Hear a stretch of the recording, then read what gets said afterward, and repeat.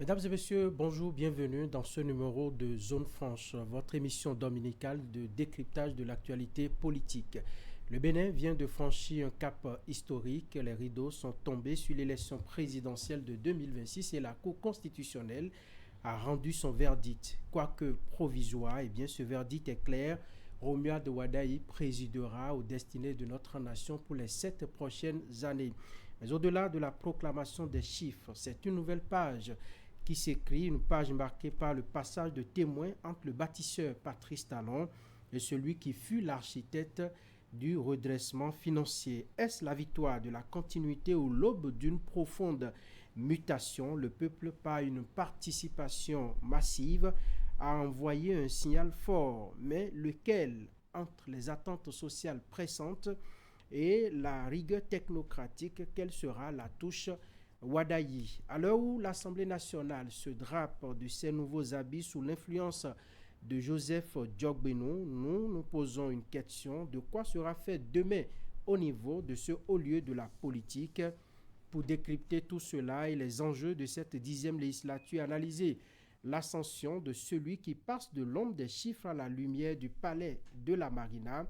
Nous recevons aujourd'hui un acteur clé de la majorité parlementaire, député à l'Assemblée nationale, membre du bureau politique de l'Union progressiste Le Renouveau, honorable Louis Koupouemedji, bonjour. Bonjour, monsieur Franck Aoulou. Merci d'accepter notre invitation ce dimanche. C'est moi qui vous remercie. Nous allons passer ces 60 minutes en compagnie de Eric Guédénon. Eric, bonjour. Franck Arnaud, bonjour. Honorable, bonjour. Bonjour, monsieur Eric. Merci de votre présence sur ce plateau. C'est un plaisir d'être avec vous. Franck l'a relevé, nous allons aborder plusieurs aspects de ces élections et décrypter aussi le sens de ce vote pour nos concitoyens. La première question, c'est après les grandes tendances données par la Sénat et les résultats provisoires donnés par la Cour, quel est le message fort que les Béninois ont bien voulu lancer à la classe politique? Merci beaucoup. Vous me permettez, avant de répondre à votre question, de vous remercier de m'avoir invité pour ce débat.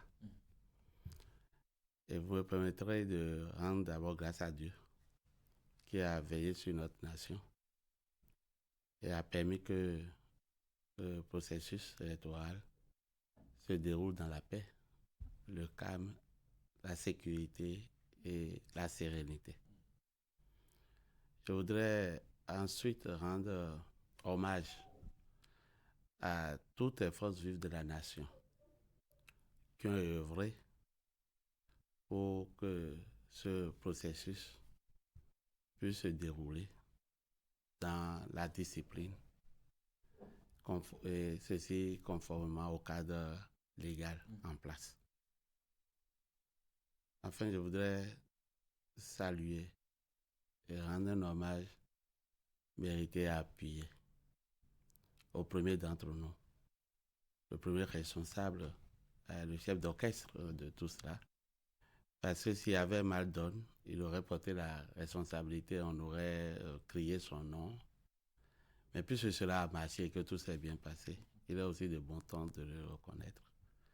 Je voudrais ici joindre ma voix à celle des nombreux Béninois et des nombreuses Béninoises pour dire un grand merci au chef de l'État, au président de la République, son Excellence M. Patrice Talon, qui a été l'artisan principal de tout ce que nous avons pu vivre ces derniers moments et qui honore notre pays, qui honore notre démocratie.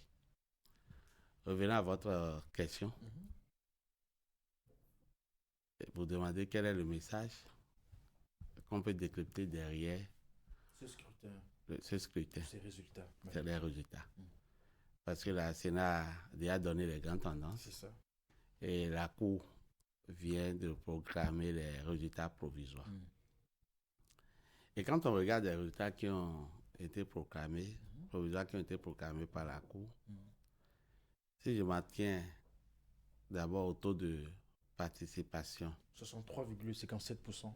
annoncé, qui est 63 à plus de 63%, cela voudrait dire terre à terre que 6 Béninois sur 10 sont sortis pour aller exprimer leur vote. Et pour vous, c'est massif? Ah, mais c'est historique. Quand vous regardez les taux que nous avions eus ces dernières années, je crois que c'est un taux qui est à saluer. Et le message que je décrypte derrière, c'est que les Béninois se sont appropriés le vote. Ils se sont appropriés le sens de vote. Et cela ne m'a pas étonné. Quand vous regardez la manière dont notre pays a été géré ces 10 dernières années, la qualité de la gouvernance, je crois que on voit le sens de le sens de l'État, le pouvoir d'État. Le pouvoir d'État. Les Béninois sont appropriés désormais ce que c'est que le pouvoir d'État. Et ils ont compris que le seul moment, le plus grand moment, le moment important où on leur retourne le pouvoir d'approuver ou de sanctionner, c'est ce moment, le moment de vote. Et ils l'ont compris. Ils en ont pris toute la mesure. Ils en ont pris toute la mesure. Il y a une sorte de prise de conscience collective de ce que c'est que notre responsabilité, la responsabilité citoyenne à des moments d'urgence. Vous pensez que le désamour que certains notaient par rapport à la chose électorale, par rapport à l'activité politique de notre pays, que la tendance a été renversée en faisant une lecture de ce taux de participation? Bien évidemment. Bien évidemment, on voit que là, il y a une sorte de transition. Il y a une sorte de retournement de situation par rapport à ce qu'on avait connu par le passé. Et contrairement à ce qu'on a toujours pensé que les Béninois se désintéressent de la politique, on comprend maintenant que ce n'est pas exact. Qu'est-ce qui a pu se passer dans notre deux élections? Pour les législatives et communales, nous avons eu moins de 40%, c'est cela, et aujourd'hui nous sommes à 63, plus de 63%. Qu'est-ce qui a pu se passer? C'est cela que j'essaie de vous expliquer. Parce que les élections, les premières élections, c'était les élections municipales et législatives. Quand vous parlez des municipales, c'est les maires, donc c'est le pouvoir local. Le pouvoir local. Et il y a la représentation nationale. Les gens sont sortis. Mais on remarque que lorsqu'on vient au présidentiel, les gens sont sortis plus que par rapport aux élections municipales. Il y a une sorte de focalisation sur le cœur du pouvoir, sur le pouvoir d'État. Parce qu'il y a quelqu'un qui a incarné ce pouvoir d'État ces 10 dernières années et qui l'a utilisé, qui l'a exercé avec beaucoup de discipline, avec beaucoup de rigueur, avec beaucoup de responsabilité. Et les Béninois ont découvert et ont surtout pris conscience de ce que représente ce pouvoir d'État. Et donc, personne ne voulait plus rester en marge. Personne ne voulait plus se laisser compter cela. Ne voulait plus rester en marge. Et chacun s'est dit, certainement en lui-même, que c'est le seul moment pour lui de pouvoir exercer maintenant à son tour, lui, son pouvoir. Le pouvoir de sanctionner. Une sanction positive comme une sanction négative. Sauf que, fort heureusement, ici, en sortant massivement dans 6 Béninois sur 10, on regarde à la lecture des résultats et on note qu'il y a plus de 94%. Pour votre duo? Pour mon duo candidat, le monsieur Oumia Wadaï et madame Mariam Tiavitalata. Et cela me permet d'aborder la deuxième lecture que je fais de ces résultats. Allez-y. Après avoir interprété le taux de participation tel que je le vois, je le perçois, le fait que le candidat de la mouvance présidentielle au pouvoir ait pu recueillir autant de voix en sa faveur n'est rien d'autre que l'expression d'une continuité dans la stabilité. Et je perçois cela comme un double quitus. Le premier quitus, c'est que les Béninois disent au régime finissant, nous approuvons la qualité de la gouvernance.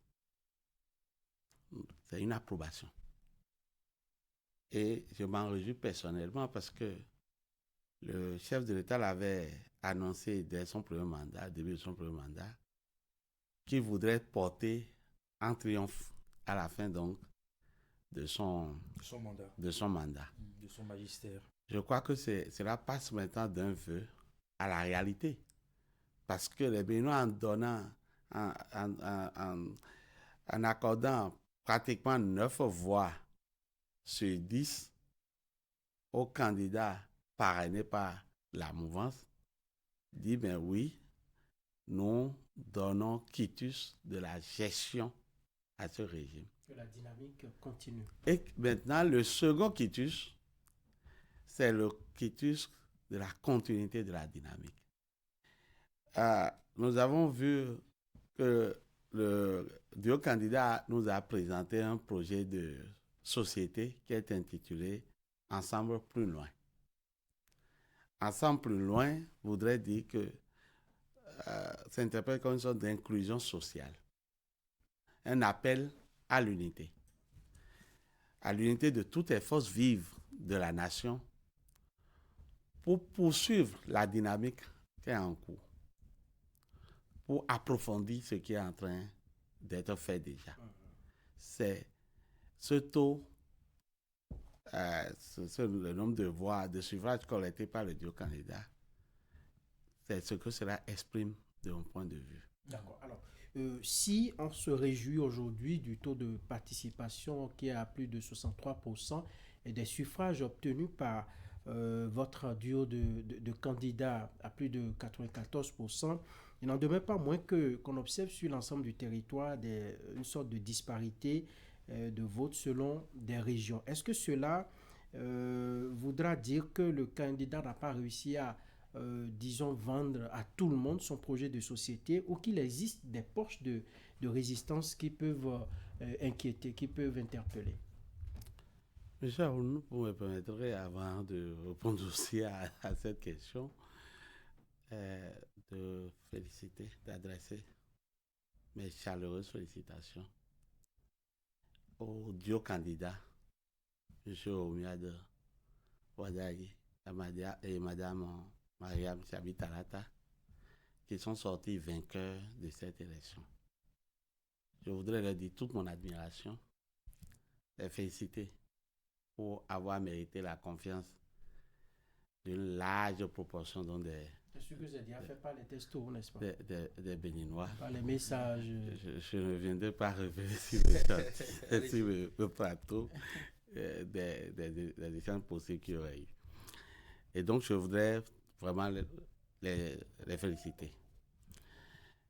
Et revenant à votre question, vous évoquez des disparités. Oui. Vous interprétez cela. Moins massif. Vous interprétez cela pas en parlant de poche de résistance. Non. Ça voudrait quand même dire que tout le monde n'a pas épousé ce projet de société. Moi, je pense qu'il y a plutôt des sensibilités à écouter. Il y a certainement des besoins locaux qui restent à satisfaire. C'est comme ça que moi je l'interprète. Le fait qu'on n'ait pas forcément une homogénéité de taux de participation sur tout le territoire, parce que le taux final n'est qu'une moyenne. Quand vous évoquez le taux de participation tout à l'heure, qui était de plus de 63%, je ne vous apprends rien en disant que tout près de nous ici, dans ma commune d'origine, vous ne me pardonnerez de donner cet exemple, la commune d'Apro-Misété, le taux de participation a été de 90,9%, donc près de 91% taux de participation. D'accord, ce qui n'est pas le cas partout. Ce qui n'est pas le cas partout. Et 95% des suffrages exprimés sont allés au duo candidat Wadayi Talata. Vous allez dans d'autres régions, peut-être le taux est descendu en dessous des 90. En dessous des 90, même en dessous des 63 par ailleurs, parce que c'est une péréquation qui donne finalement le taux moyen donc de près de 63%. Cela voudrait dire qu'il y a des populations qui se sentent largement satisfaites, peut-être par ce qui a été fait ou par le projet de société qui leur est présenté, pendant que d'autres peut-être ressentent encore une sorte peut-être d'insatisfaction.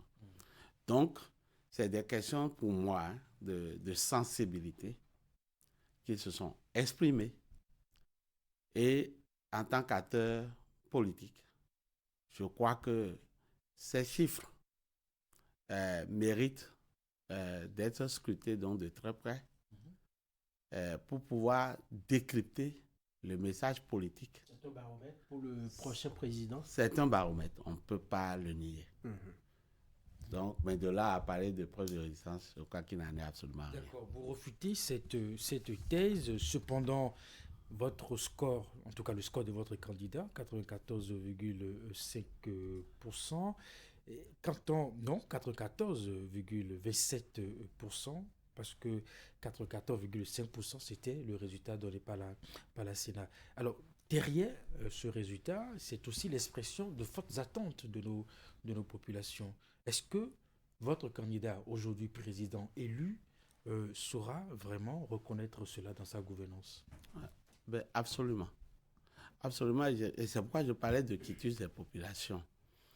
Le projet de société porté par le duo candidat en lui-même est expressif. Est expressif. Quand vous lisez ce projet de société, vous verrez qu'il y a un diagnostic qui a été clairement fait des actions menées ces 10 dernières années par rapport à ce qui avait été projeté. Des gaps ont été mesurés. Et il y a une projection maintenant sur le prochain septennat pour adresser, d'accord, ces gaps qui ont été relevés. Vous savez, il n'y a que Dieu qui soit parfait. Si c'est une œuvre humaine, elle reste perfectible. Donc, tout le monde s'accorde à reconnaître que le régime finissant a fait de tout son possible, à déployer beaucoup d'énergie, à travailler. Ça, tous les Béninois le reconnaissent. Mais à côté de ça, il y a forcément des choses qu'on aurait souhaité faire qui n'ont pas été faites pour plusieurs raisons. Je donne un exemple, l'aéroport qu'on a projeté à Glodjigbe.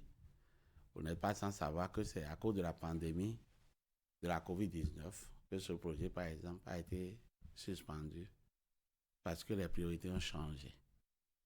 Des cas comme ça, il y en a certainement un certain nombre. Et donc, le diagnostic a été déjà fait dans le projet de société du candidat et ce sera adressé, approfondi, amplifié. Allez, nous parlons maintenant un peu de l'opposition. Vos duos n'étaient pas seuls dans la compétition, n'est-ce pas? Lorsque vous voyez aujourd'hui la performance de l'opposition, est-ce qu'on peut déjà considérer cette entité politique-là comme un contre-pouvoir plus solide pour cette nouvelle mandature? Est-ce que vous avez cette impression sur la base de la performance qu'elle a pu faire à cette élection? Ah oui, mais le fait que l'opposition se rend visible dans un pays, et notamment le nôtre, est déjà un très bon signe. On parle quand même d'une opposition qui a eu 5,73%. C'est quand même... Écoutez, même si c'est un Béninois sur 100, mais si c'est un Béninois sur 100... Vous considérez ça comme vraiment une opposition? Mais même si c'est un Béninois sur 100, sa voix est à écouter. Et c'est pas pour rien que le deux candidats de la majorité parlent d'ensemble. Ensemble voudrait dire que chaque Béninois compte, qu'il ne faudrait laisser personne sur le carreau. Et donc, l'expression donc des 5% environ en faveur donc du candidat de l'opposition, cette expression n'est pas à ignorer. Est-ce que votre ensemble que vous défendez si bien, que vous vendez si bien, veut dire, par exemple, qu'on fera une ouverture du gouvernement au parti de l'opposition? On pourrait avoir un membre de l'opposition, ministre au gouvernement? Je ne suis pas dans le secret d'un certain nombre de choses parce que je voudrais rester suffisamment humble. D'accord? je ne suis qu'un député à l'Assemblée nationale, un députant d'ailleurs.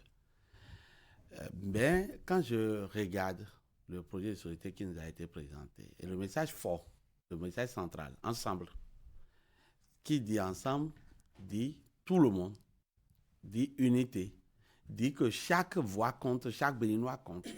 À partir de cet instant, je pense que dans la cohérence de ce qui est annoncé, ensemble plus loin, certainement, la voix des 4 et quelques pourcents sera écoutée, devrait être écoutée. Et je pense personnellement que dans tous les cas, parce que la prise en compte ne se limite pas forcément à la composition d'une équipe, mais la prise en compte va au-delà. C'est surtout prendre en compte les besoins exprimés par les populations qui ont voté aussi pour le candidat de l'opposition. Quels sont les besoins qu'ils expriment? Quelles sont les insatisfactions qu'ils expriment? Et ces besoins ou insatisfactions devront être adressés et seront adressés. Et c'est le lieu pour moi également de féliciter M. Paul Rumpré et son colissier pour avoir exprimé, pour avoir très tôt félicité le candidat élu. Un peu tôt, non? C'est le signe d'une très bonne santé de notre démocratie. Et je m'en suis personnellement réjoui. Et je pense que le peuple béninois est très fier. On l'avait vu il y a 10 ans, lors des élections de 2016. Ce fut pareil. Le candidat Lionel Zinsou avait reconnu sa défaite et avait adressé ses félicitations au candidat élu, M. Patrice Talon. Cela se répète et je nourris le vœu que cela se répète encore davantage les années à venir. Donc c'est le signe de la bonne santé de notre démocratie et on devrait s'en réjouir. On va continuer par scruter en tout cas ces résultats à la lumière des chiffres que nous avons pour davantage questionner la base même de ces résultats. Aujourd'hui, président élu, ce n'est pas exagéré de le dire, il passe de l'ombre des chiffres à la présidence de la République. Qu'est-ce qui, selon vous, a milité en sa faveur?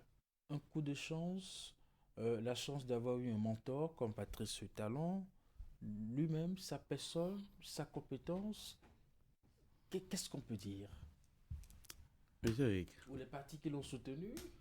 Monsieur Rick. N'étant pas conduit au bataillon? Je pense que ce résultat ne peut être ni le fruit d'un hasard ou d'un accident.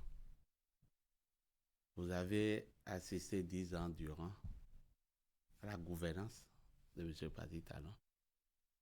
Et dans son équipe, il y a eu des femmes et des hommes de valeur, travailleurs, compétents, ayant de l'expertise, qui ont travaillé de façon acharnée.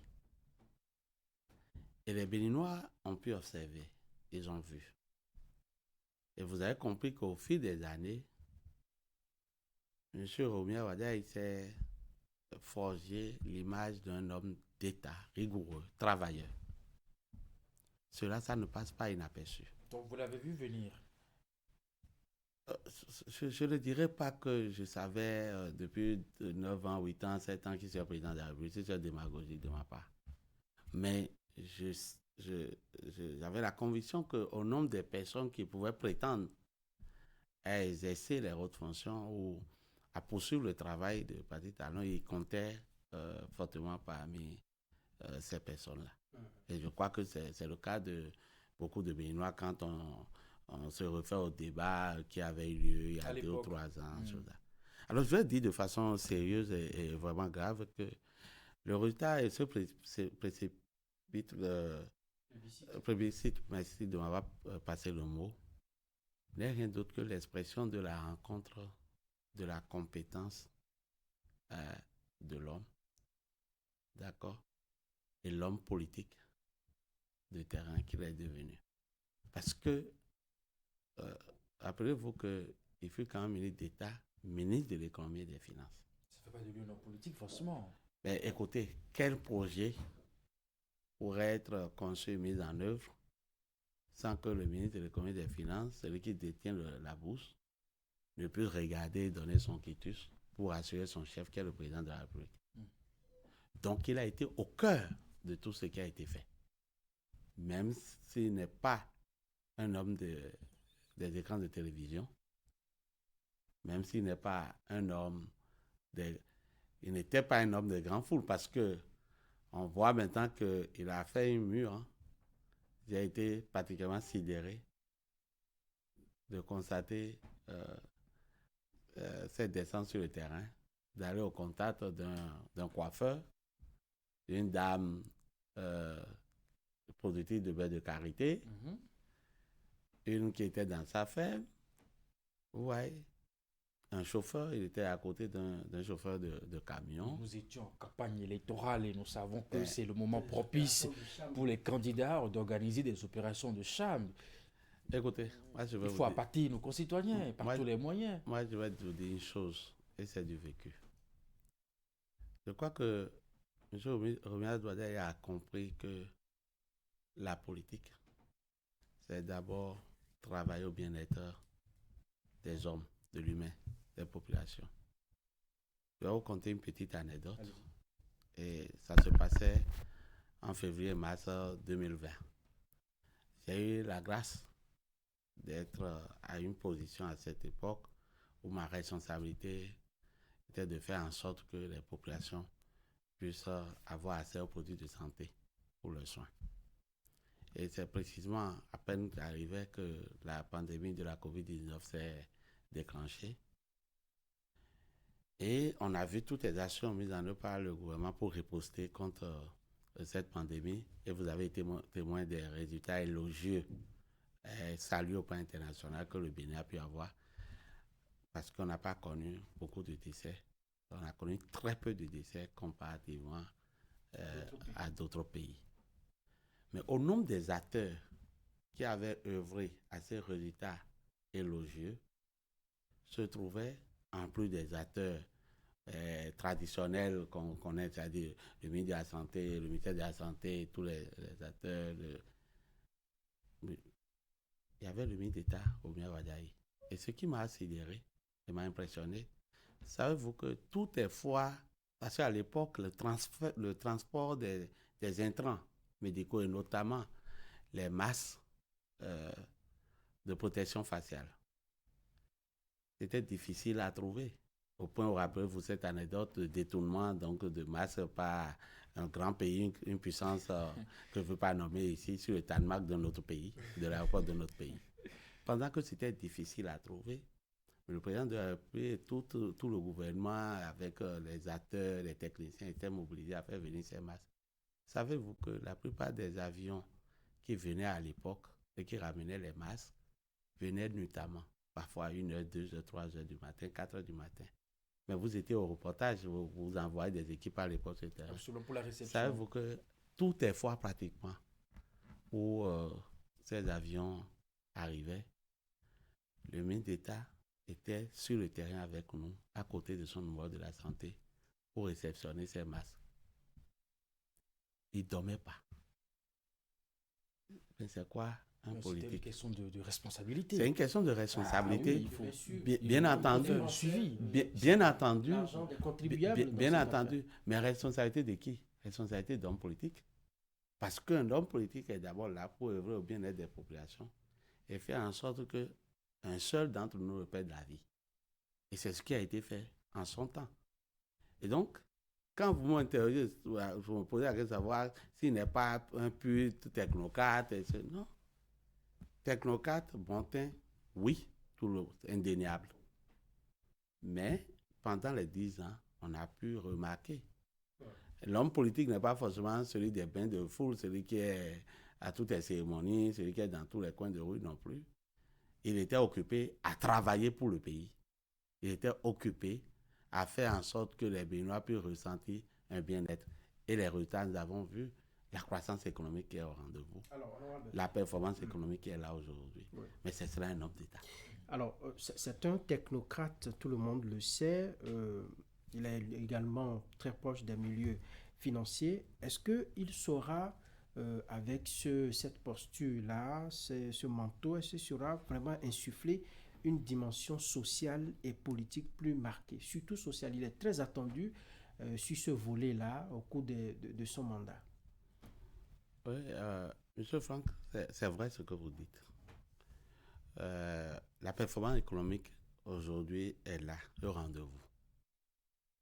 Tout le monde le voit, tout le monde le constate, tout le monde le lit. Et les témoignages viennent beaucoup plus même de l'étranger et de ceux qui nous observent de loin. Parfois, nous-mêmes, nous ne le sentons pas suffisamment parce qu'on finit par être habitué. C'est réel, la performance économique aujourd'hui. Sauf qu'il y a une sorte, il faut le reconnaître, une sorte de perception sociale insuffisante. C'est une perception ou une réalité? C'est une perception. Je m'explique. Je m'explique et je voudrais vraiment être terre à terre sur ce sujet, pardonnez-moi le style. Et franc aussi. Et franc. J'habite à Kwakwa. Quand je vois aujourd'hui la voie, la douce-voie qui quitte Sekandji pour Concorde à Kwakwa, pour Carrefour Concorde à Kwakwa. J'habite sur le quartier depuis plus de 25 ans. Je vous avoue qu'il y a une dizaine d'années, on m'a proposé un carré dans cette zone, dans ce bas-fond-là, à 3 millions, et j'ai refusé de l'acheter. Aujourd'hui, je regrette. Parce que vous ne pouvez pas avoir ce même carré-là aujourd'hui, dans cette zone, à moins de 30 millions. Qui en a enrichi? Mais c'est le propriétaire des terres qu'on a enrichi dans cette zone-là. Les propriétaires des terres, on les a enrichis. C'est quoi le social? Lorsque vous avez un bien qui a moins de 10 ans, qui coûtait moins de 3 millions dans la valeur. Je ne suis pas sûr que votre exemple-là puisse convaincre les... Je vais y aller, je vais poursuivre.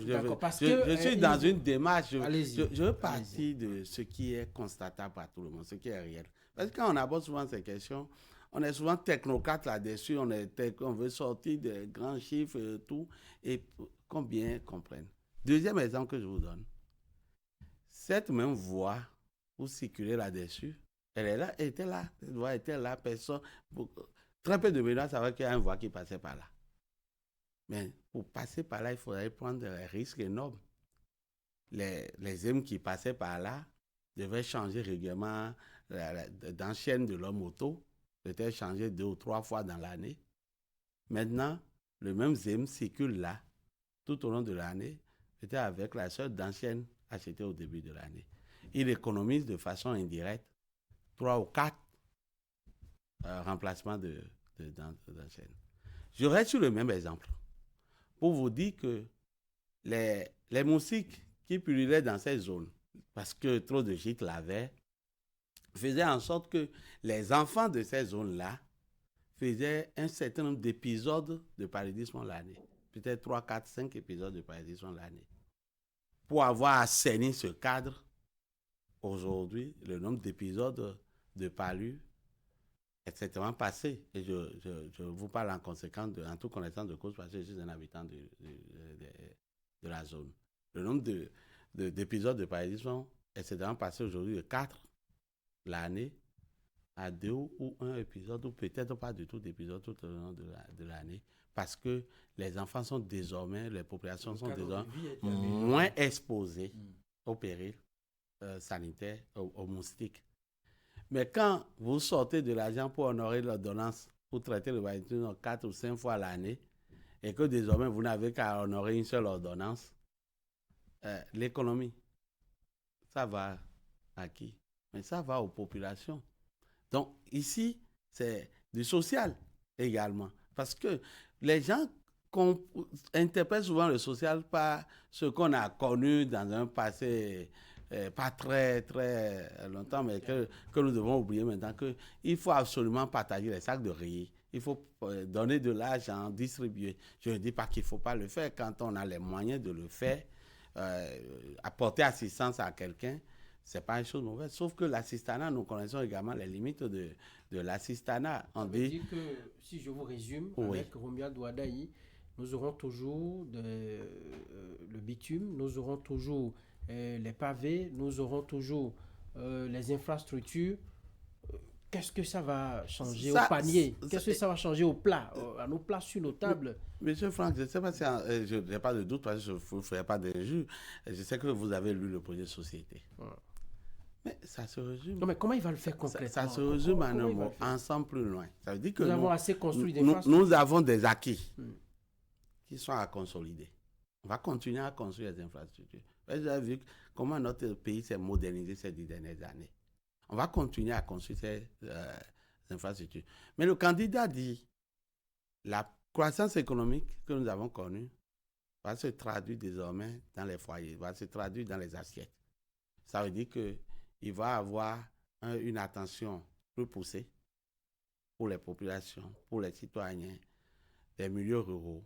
Et vous avez lu la régionalisation de l'action publique, ce que je résume, les six pôles de développement.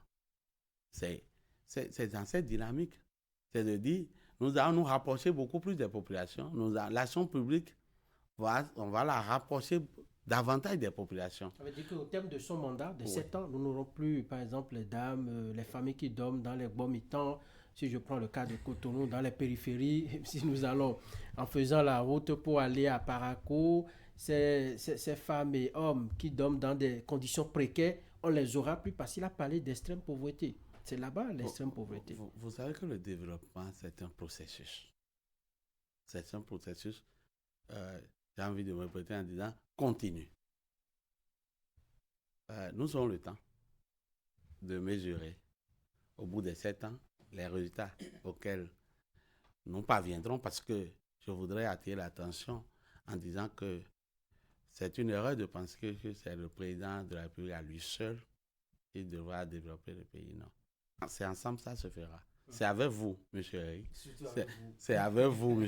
Justement, au Parlement, comment vous comptez... Justement, puisque vous êtes au Parlement et que vous devez adopter des lois pour accompagner cette vision, alors pour éviter qu'il ne soit perçu comme un simple héritier, voilà, mais bien comme un président plein, comment vous comptez l'accompagner?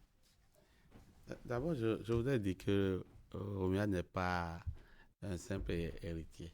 D'ailleurs, moi, je voudrais être... moi, je suis un taloniste. Non, mais c'est dans vos rangs. Non. Que nous entendons toutes sortes d'expressions.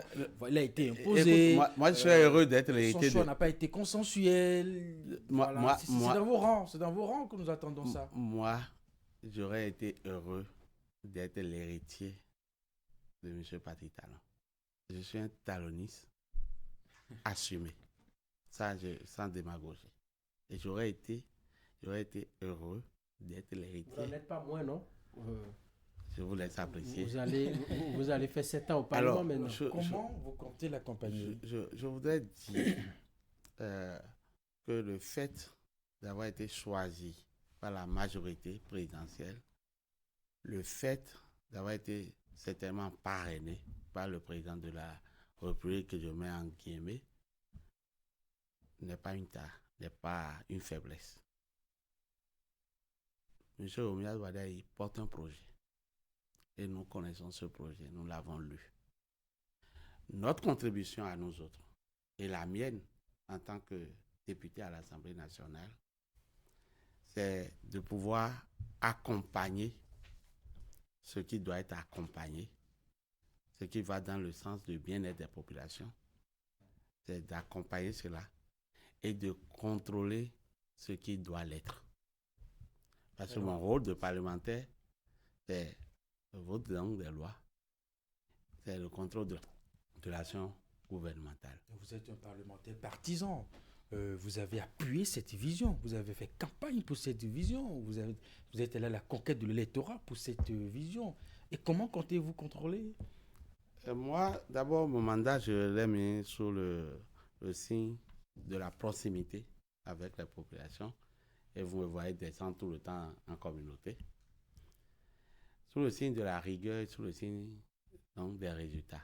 Et je me réjouis de ce que ça rime très bien avec déjà la vision de mon parti, l'Union progressiste, le renouveau, mais avec ce qui est annoncé par notre président de l'Assemblée nationale. Je vois qu'il y a une sorte d'animation. Ça veut dire qu'il y a une sorte de conscience collective intelligente. On va y revenir tout à l'heure sur cette séquence, notamment au Parlement, mais sur la question de votre rôle pour accompagner cette vision.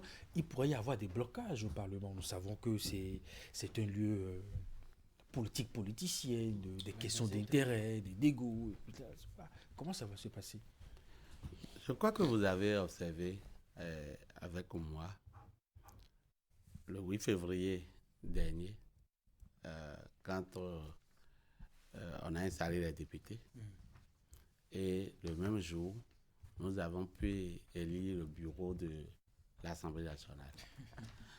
Je crois que les scores... Très rapide. De façon rapide, efficace.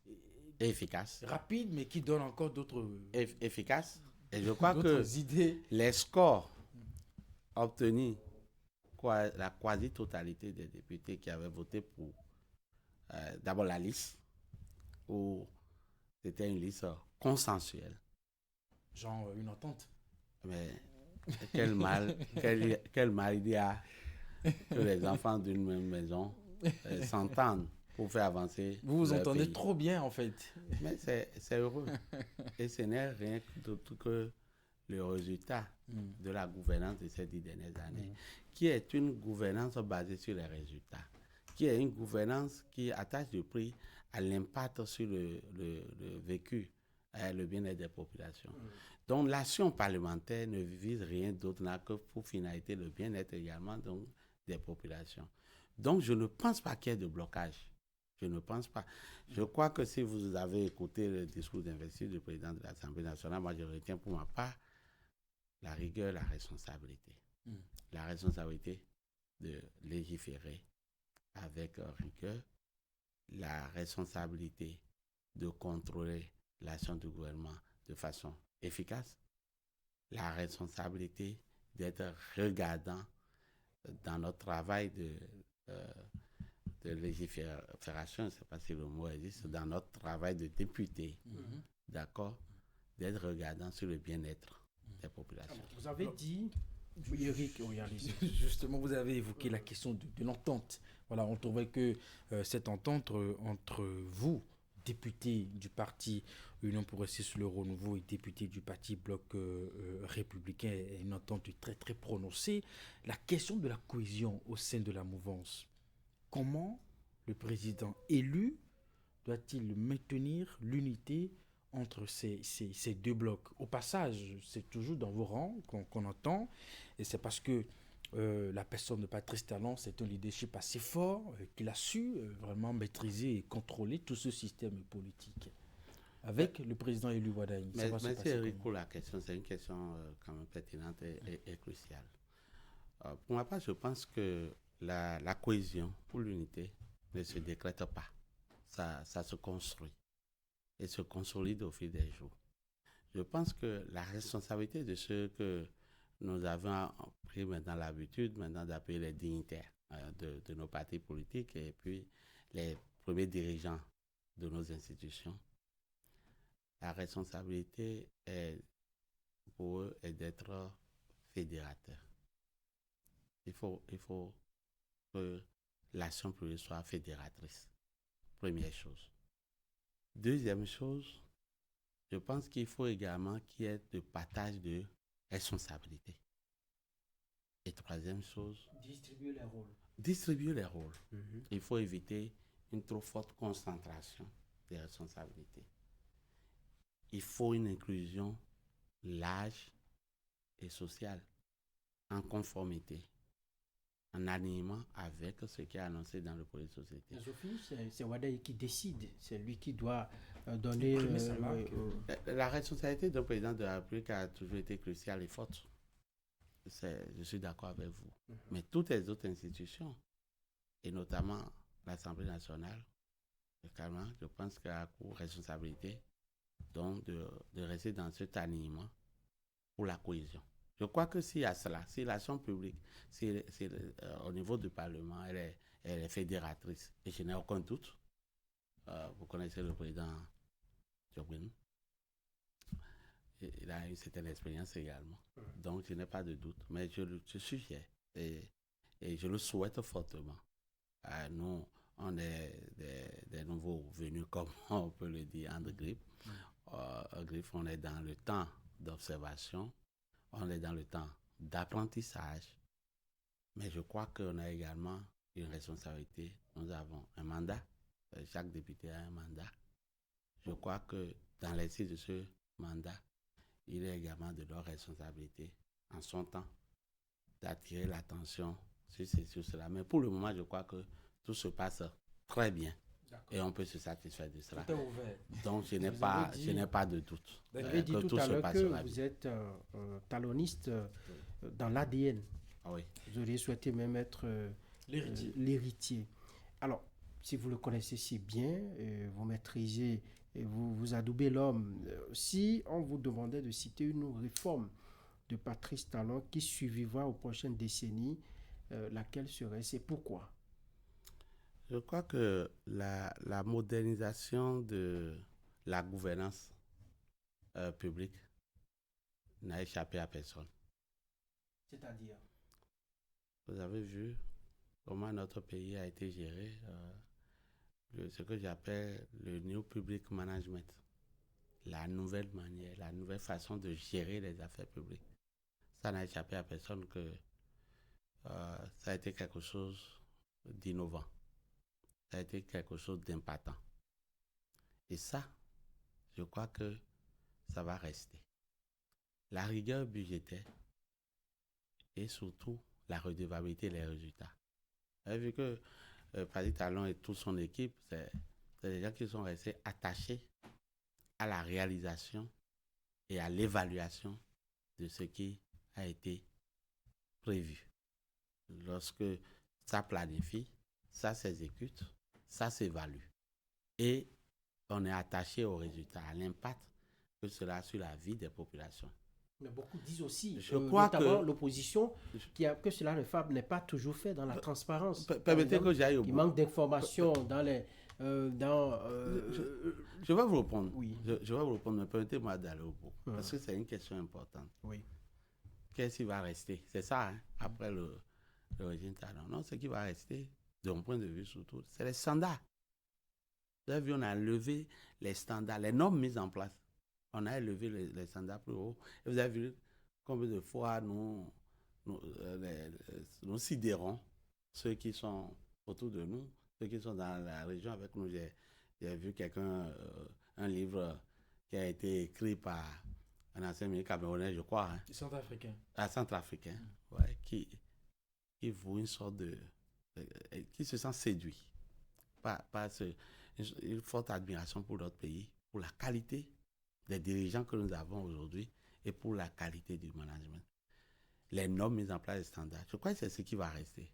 Plus personne n'oserait à faire moins que ce qui a été fait les 10 dernières années, au risque de se voir désapprouvé par les populations. Et on dit que cette rigueur manque de transparence. Je laisse la responsabilité à ceux qui le disent. Parce que, généralement, quand on aborde cette question, je me rends compte que ceux qui le disent par ignorance. Pourquoi on a du mal à publier, par exemple, les salaires des ministres, à rendre certaines informations vraiment disponibles au public? Écoutez. Nous sommes dans un environnement. Moi, je ne serai pas hypocrite avec vous. Je ne sais pas combien de fonctionnaires béninois, par exemple, révèlent leur salaire à leurs épouses. Ils ont la charge publique, les ministres et les présidents. Non, attendez. Moi, je vous le dis tout de haut, moi, mon épouse connaît mon salaire, mais c'est un choix personnel. Mais en réalité, quand je discute avec beaucoup de personnes, avec des amis, les collègues, c'est un sujet tabou. Quand je leur dis que moi, je dis mon salaire, par exemple, à mon épouse et à mes enfants, mais beaucoup me disent, mais c'est une erreur grave. Donc, vous voyez notre sociologie. Mais c'est différent de Je ne celui sais qui, pas, je celui ne qui sais est pas. payé par M. Koupemedi, pardon. Oui. C'est différent de celui qui est payé par les sous du contribuable, qui a une charge politique, une charge publique, qu'on a élu, qui a été nommé par celui que nous avons élu. C'est comme ça, c'est ce que dit la loi. La loi ne dit pas, par exemple, à vous, honorable, d'aller publier votre salaire. Monsieur Franck, je vais être plus sérieux. Je vais être plus sérieux. Parce que quand on aborde la question de transparence, je ne sais pas si les gens lisent les rapports qui sont publiés sur notre pays, des rapports d'institutions internationales très sérieuses. La question des marchés publics. Mais il y a un portail qui est dédié à ça, où vous pouvez avoir les informations là-bas. Comment on peut être aussi plus transparent que ça? Que de dire, voilà les marchés que nous avons planifiés pour être passés tout au long de l'année, voilà les montants et tout. Tout est publié. Comment on peut être plus transparent que ça? Parce que finalement, quand les gens abordent la question, c'est ça, hein, la question des marchés publics.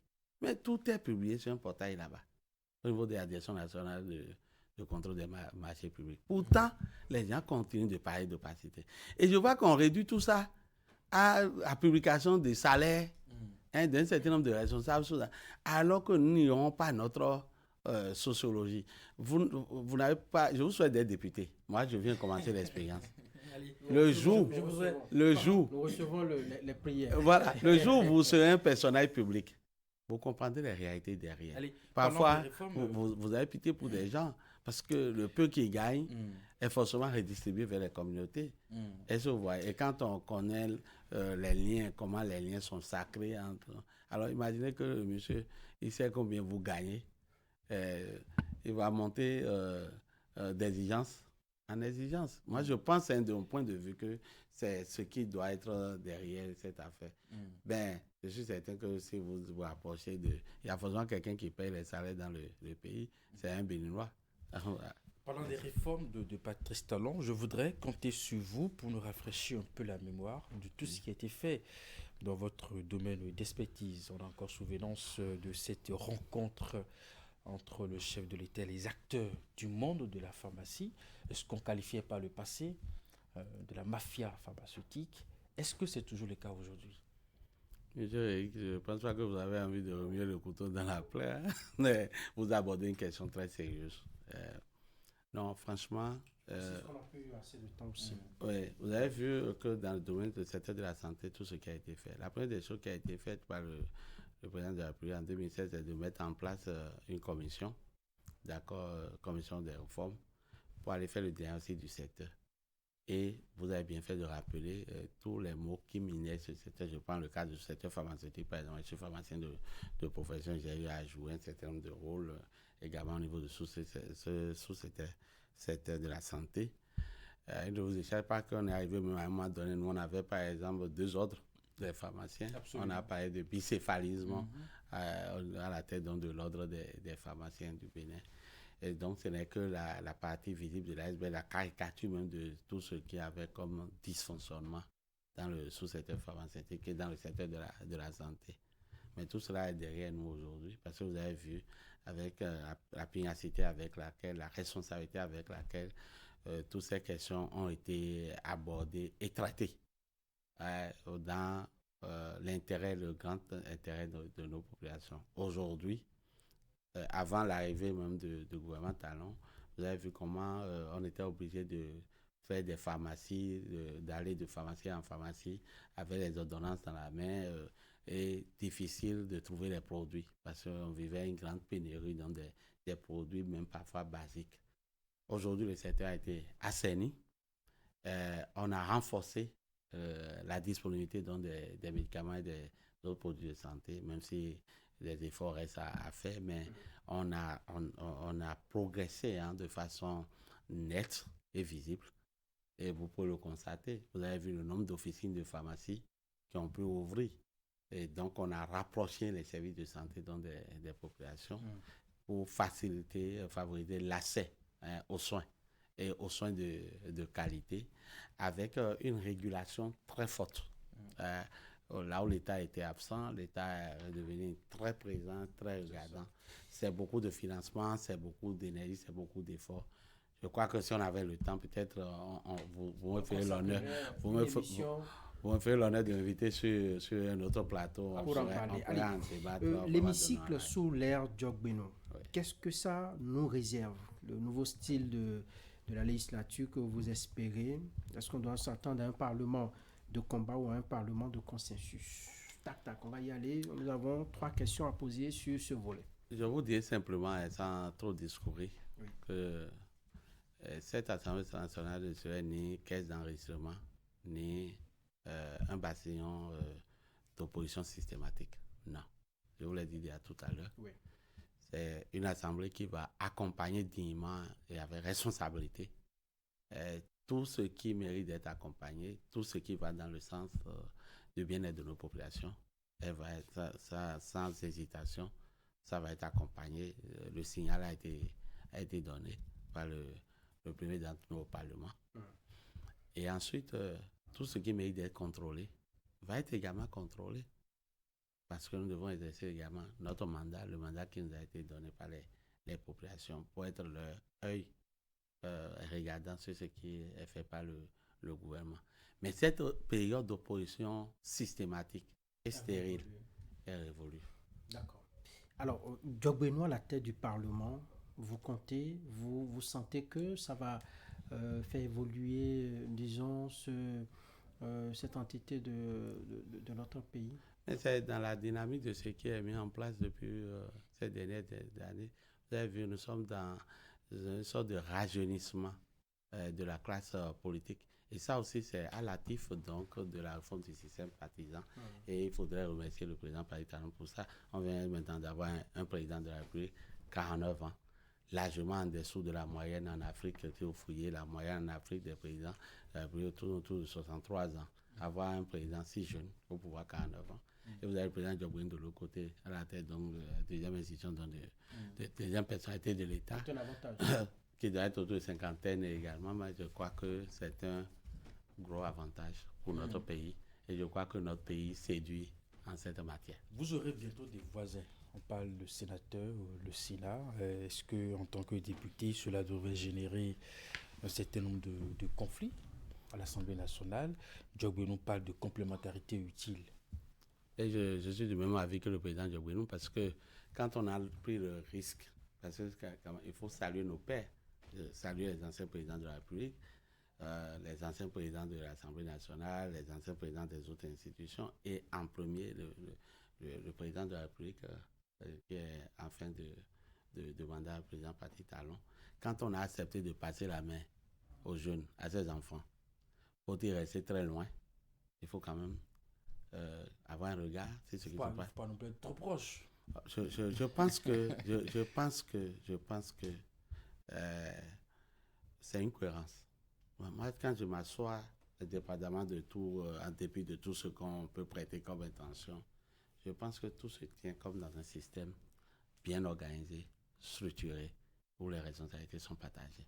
Donc, je vois, c'est vrai que c'est une première expérience et tout ce qui est nouveau, les choses là, mais je crois à la capacité des acteurs. On a vu la capacité d'innover, la capacité donc de décider de mettre en œuvre rapidement et de corriger si possible. Il y a des textes qui retournent à l'Assemblée pour être retouchés.